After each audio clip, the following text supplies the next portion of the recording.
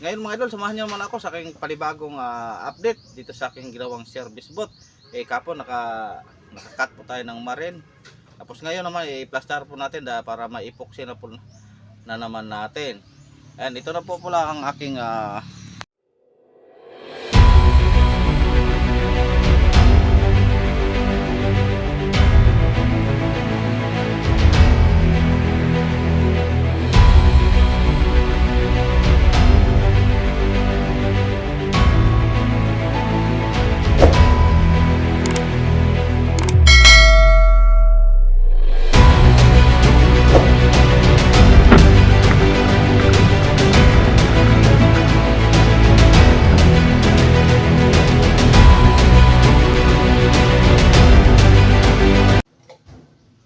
So ngayon mga idol, nandito naman tayo. Welcome po sa ating munting channel. Magandang umaga pala sa inyong lahat. Diyan mga idol, bago po tayo magsimula sa aking panibagong ginawang service boat mga idol, shout out para kay Juan channel dyan sa Cagayan Valley, Rodel Orlina TV at Joseph. Shout out sa inyong lahat. Siyempre sa inyo din lahat mga idol na laging sumusupport at laging sumusubaybay sa lahat ng aking mga video. Shout out sa inyo mga mahal kong mga supporter, mga mahal kong mga subscriber, mga solid secret viewers ko dyan. Magandang umaga sa inyong lahat, magandang araw. Sana ngayong araw mga idol nasa mabuti po kayong kalagayan. At ngayon mga idol, samahan niyo naman ako sa aking panibagong update dito sa aking ginawang service boat. Kapon naka-cut po tayo ng marine. Tapos ngayon naman i-plaster po natin para ma-epoxy na po na naman natin. And ito na po pala ang aking ayun, ito na po mga idol, mamaya i-epoxy na po natin. Maga po tayong naka duty dahil kakatapos lang nating mag-asikaso ng aking para sa mga estudyante. Dito ako diretso, hindi pa ako nakapaligo mga idol dahil dito sa amin ay sobrang ginaw.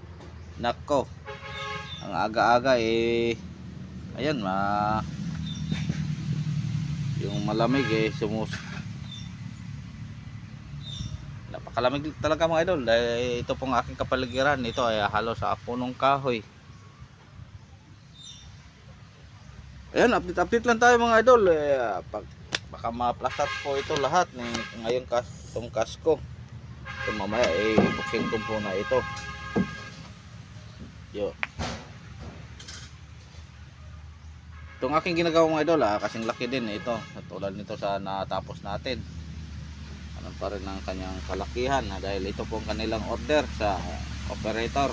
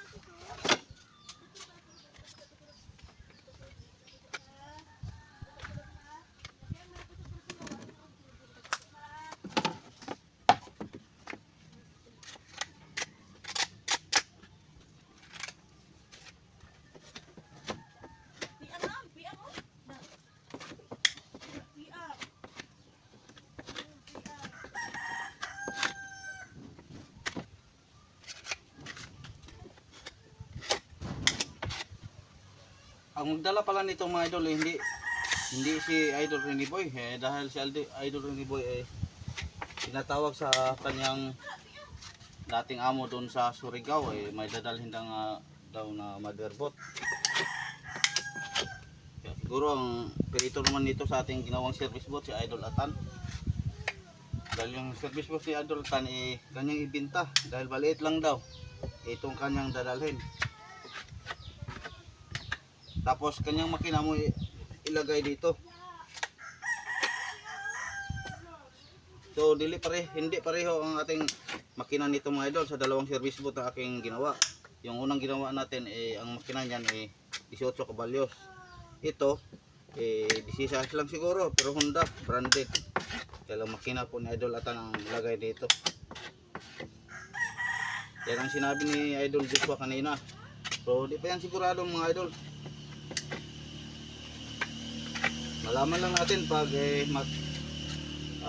puntada na tayo sa makina kung ano talagang ilagay. Ayun, dito pa tayo sa kasko.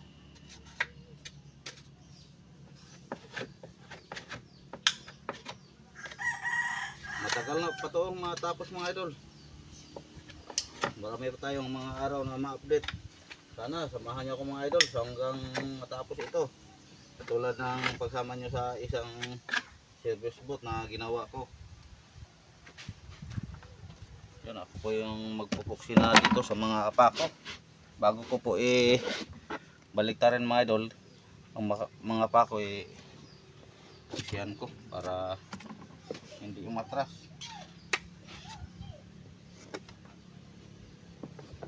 Tapos patuyuin natin bago natin baliktarin.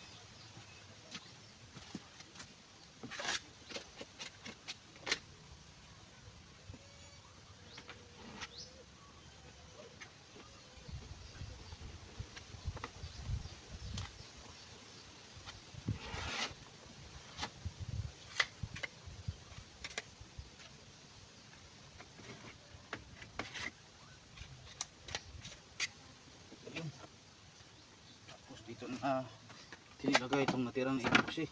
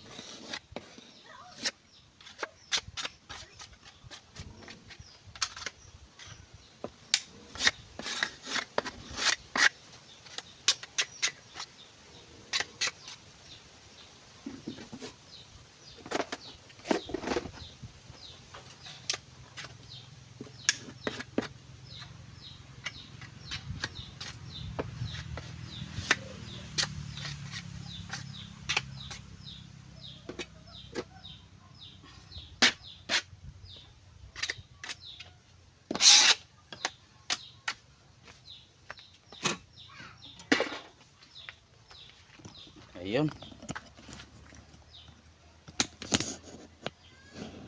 Sunod naman natin gagawin mga idol. Dudublihan po natin dito. Dito banda. Hanggang dito sa gusok. Tinatawag namin gusok. Para dito sa kakagat siya dito sa ipatindig natin na ano.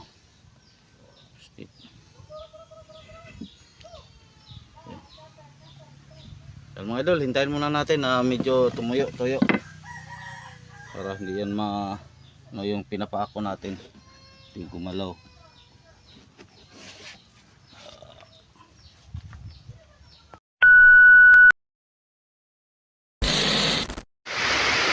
Ang ating pong oras mga idol, alas 4:31 po ng hapon. Nako, pinabutan po tayo ng lakas na ulan mga idol, napakalakas.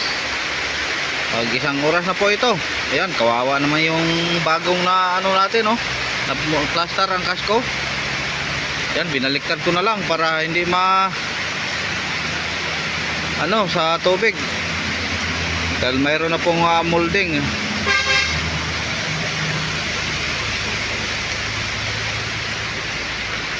Yung trapal kasi natin mga idol, maliit lang.